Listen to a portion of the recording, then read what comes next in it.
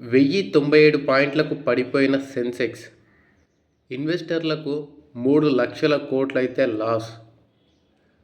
America Iran యుద్ధం తీవ్రంగా ఉండడంతో మన స్టాక్ మార్కెట్ మళ్ళీ నష్టాల వైపైతే పడిపోయింది. గురువారం వచ్చిన లాభాలలో శుక్రవారం సెషన్లో మార్కెట్ అయితే కోల్పోవడం జరిగింది. సెన్సెక్స్ శుక్రవారం 1097 పాయింట్లు పడిపోయి 78,918 వద్ద, నిఫ్టీ 315 పాయింట్లు నష్టపోయి 24,450 వద్ద ముగియడం జరిగింది. అయితే ఇన్వెస్టర్ల సంపద మాత్రం 3,00,000 కోట్లయితే తగ్గడం జరిగింది.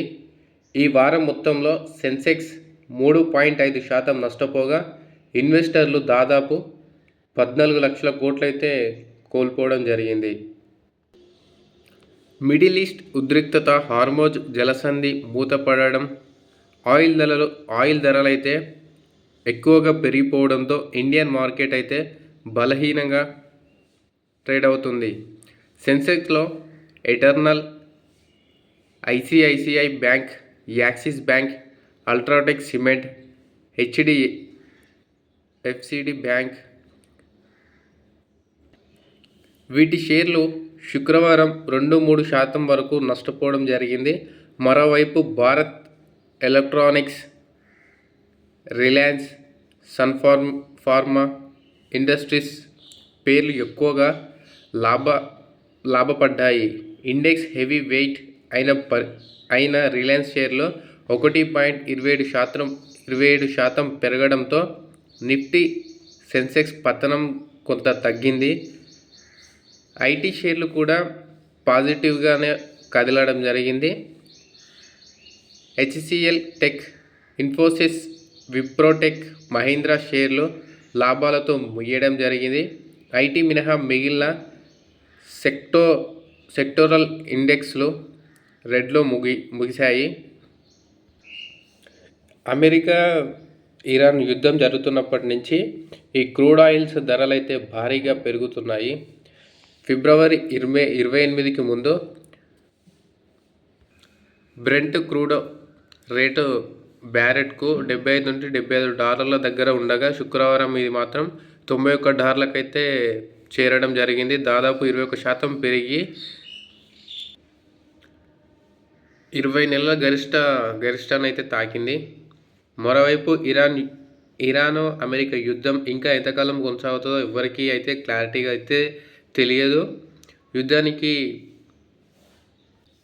ఎలాంటి టైం లిమిట్ అయితే లేదని ట్రంప్ అయితే చెప్పడం జరిగింది. యుద్ధం అయితే ఇప్పుడే మొదలయ్యింది. దీన్ని ఎప్పుడు ఆపుతామో తెలియదు. దీని తీవ్రత ఏమవుతుందో ఏమవ్వదో మాకు కూడా తెలియదు అని చెప్పేసి చాలామంది అంటున్నారు. ఇక పరిస్థితి ఇలా ఉండేసరికి ఫారెన్ ఇన్స్టిట్యూషనల్ ఇన్వెస్టర్లు అయితే ఇండియన్ మార్కెట్లో భారీగా షేర్లను అయితే అమ్మడం జరుగుతుంది.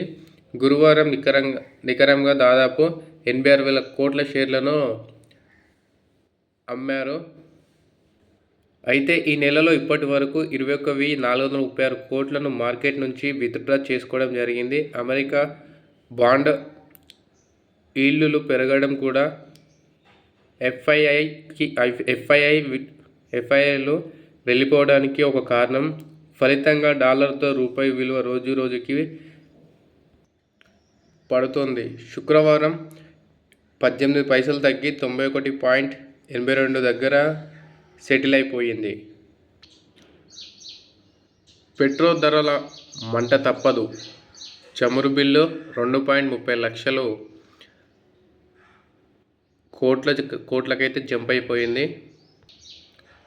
పశ్చిమాసియాలో యుద్ధం కారణంగా క్రూడ్ బ్యారెట్ ధర ప్రస్తుతం $91 ఉంది.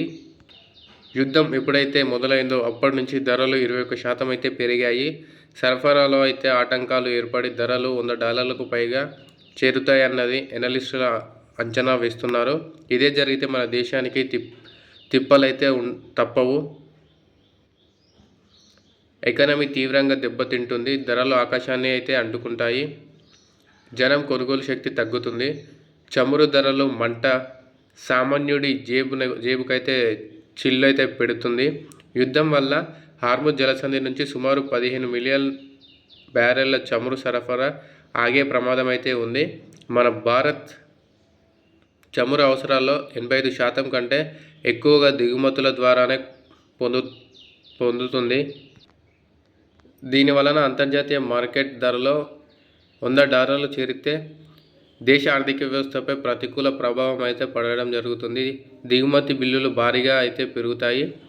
బ్యారెల్ ధర ప్రతి $10 పెరిగితే భారత్ చమురు దిగుమతి బిల్లు సుమారు 1.28 లక్షల కోట్లయితే పెరిగే అవకాశం అయితే ఉంటుంది. దీనివల్ల దేశ కరెంట్ ఖాతా లోటు జీడిపి 0.3% పెరుగుతుంది. రష్యా నుంచి భారత్ మళ్ళీ చమురు అయితే కొనుగోలు అయితే ప్రారంభమైపోయింది. శుక్రవారం నాటికి ఇండియన్ రిఫైనరీలు కొన్ని మిలియన్ బ్యారెళ్ల ఆయిల్ని అయితే కొనుగోలు చేశాయి. హార్ముజ్ జలసంధి ఇరాన్ మూసివేయడంతో ప్రపంచ దేశాల మధ్య చమురు రవాణా ఇబ్బందులు అయితే ఉండకూడదని అమెరికా భావించింది. ఈ నేపథ్యంలో రష్యా నుంచి క్రూడ్ ఆయిల్ కొనేందుకు భారత్కు యుఎస్ అనుమతి అయితే ఇచ్చింది. రష్యా నుంచి 30 రోజుల పాటు చమురు కొనవచ్చని, ఆ తర్వాత తమ దేశం నుంచి చమురు కొనాలని షరతులైతే పెట్టింది. ఈ మేరకు యుఎస్ ట్రెజరీ డిపార్ట్మెంట్ మంత్రి స్కాట్ బెసెంట్ ఎక్స్లో అయితే ప్రకటన చేశారు.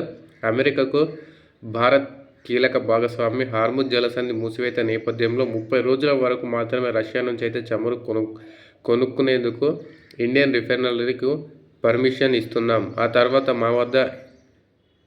మా వద్ద ఇండియా చమురు కొంటుందని ఆశిస్తున్నాం. ప్రస్తుతం రష్యా నుంచి చమురు కొనుగోలుకు ఇండియా అనుమతి ఇవ్వడంతో ఆ దేశంపై ఒత్తిడి తగ్గుతుంది అని స్కట్ పేర్కొన్నారు. కాగా అమెరికా ఆంక్షలలో గత నెల రోజులుగా రష్యా నుంచి చమురు కొనుగోలు భారత్ బంద్ చేయడంతో ఫిబ్రవరి కొనుగోళ్లు ప్రతిరోజు 1.4 బిలియన్ల బ్యారెట్లకు పడిపోయాయి. అలాగే నెల రోజుగా రష్యా ఆయిల్ ట్యాంకర్లు అరేబియా బంగాళాఖాతంలోనే ఉండిపోయాయి. భారత్కు డిస్కౌంట్ ధరకు చమురు సరఫరా చేసేందుకు సిద్ధంగా ఉన్నామని రష్యా అయితే తెలిపింది. ఇప్పటికే భారత సముద్ర జలాల్లో 9.5 బిలియన్ బ్యారెళ్ల రష్యా చమురు ఉందని, ఇండియాకు క్రూడ్ ఆయిల్ అందించేందుకు తమ ట్యాంకర్లు రెడీగా ఉన్నాయని తెలిపింది. అరేబియా సముద్రం బంగాళాఖాతంలో డజన్ల కొద్దీ తమ దేశ ట్యాంకర్లు ఉన్నాయని అయితే వెల్లడించడం జరిగింది. దేశంలో కమర్షియల్ సిలిండర్ల సరఫరా అయితే నిలిపివేత జరిగింది. గ్యాస్నైతే పొదుపుగా వాడుకోవాలి. తాజా పరిస్థితుల నేపథ్యంలో గృహ వినియోగదారులు అయితే గ్యాస్ను చాలా పొదుపుగా వాడుకోవాలి. ఓటీపీ ద్వారానే సిలిండర్ బుక్ చేసుకోవాలి. అవసరమైతే ఎలక్ట్రానిక్ ఇండక్షన్ స్టవ్లు వాడండి. రాష్ట్రంలో 67% మంది మాత్రమే ఈకేవైసీ పూర్తి చేసుకున్నారు. మిగిలిన 33% మంది వినియోగదారులు వెంటనే ఏజెన్సీల, డీలర్ల, డెలివరీ బాయ్స్ వద్ద ఈ కేవైసీ చేయించుకోవాలి. నిజమైన వినియోగదారులకు మాత్రమే గ్యాస్ సప్లై అయితే జరుగుతుంది. ఇరాన్, ఇజ్రాయెల్ మధ్య జరుగుతున్న యుద్ధం మనందరికీ తెలిసిందే. అయితే ఈ యుద్ధం వల్ల మన దేశంలో కమర్షియల్ ఎల్పిజి గ్యాస్ సిలిండర్ సరఫరాను కేంద్ర ప్రభుత్వం అయితే నిలిపివేస్తుంది. దీంతో ఇండస్ట్రియల్, ఆటోమొబైల్ రంగాలకు సరఫరా అయితే ఆగిపోతుంది. దీని ప్రభావం రాష్ట్రంలో 2 లక్షల కమర్షియల్ కనెక్షన్లతో పాటు ప్రైవేట్ కంపెనీల సరఫరాపై కూడా ప్రభావం పడుతుంది. రాష్ట్ర వ్యాప్తంగా నెలకు 8 లక్షల సిలిండర్లు సరఫరా అవుతున్నాయి. ఈ సప్లై ఇప్పుడే కేంద్ర ప్రభుత్వం నేరుగా దెబ్బతీస్తుంది. ఒక హైదరాబాద్లోనే నెలకు 6 నుంచి 6.5 లక్షల కమర్షియల్ సిలిండర్లు కొనుగోలు అయితే జరుగుతాయి. ఒక 2 దేశాల యుద్ధం వల్ల మనకు ఎంత దారుణంగా అయిపోతుందో చూడండి పరిస్థితి. ఒక సామాన్య ప్రజలకైతే చాలా కష్టమైపోతుంది. ఈ యుద్ధాలు ఎప్పటికైనా ముప్పు.